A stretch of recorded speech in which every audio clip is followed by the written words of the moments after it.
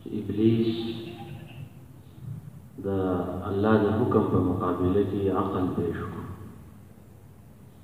د ابلیس یو نقصان دا و چې د الله د حکم په مقابله کې عقل پیش کړ.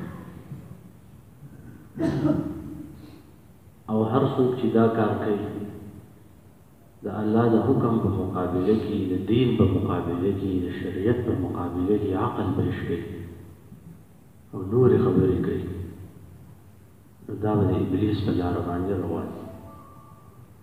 هغه سړی به هم شیطان او ابلیس چې څوک د عقل پیش کوي شریعت په مقابله کې. مخکې موږ دا خبره کړو چې عقل ډېر وړوکی شی دی او شریعت د الله تعالی ډېر لوی دی. د شریعت احکام او دین اسلام دا په عقل باندې نه تللی کېږي، ځکه عقل خو ډېر وړوکی شی دی. عقل بې مایه امامت کې سزاوار نه دی.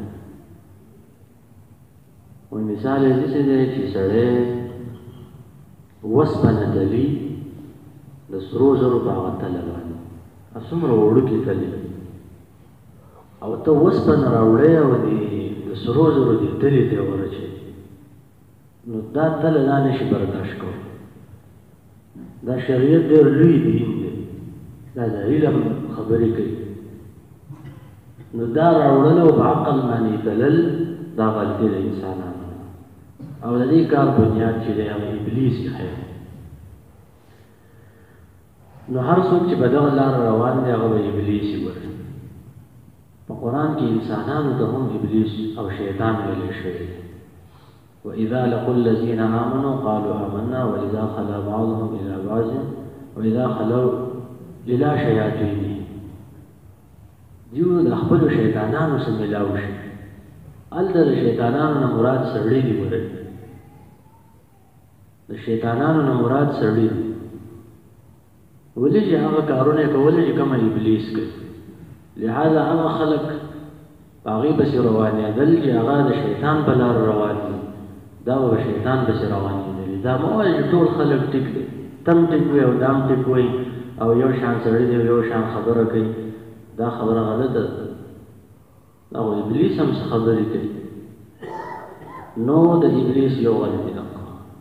بله خبره موږ هغه ویل وه چې ابلیس یو مذهبي سړی دی، مذهبي شخصیت دی. څنګه چې ابو جهل دا مذهبي شخصیت او هندوستان مذهبي ملک دی، برطانیه مذهبي ملک دی، امریکا مذهبي ملک دی. هلته چې خلک حلف اخلي نو په هغه زوړ انجیل باندې اخلي. دا ټول ملکونه مذهبي دي. ما ورته بس یو دیني به جوړېږو. دیني مذهبي دې ته وایي چې هلکه مونځ اودس کوه، عقیده چې کومه لرې او رسم رواج، دې ته مذهبي وایي.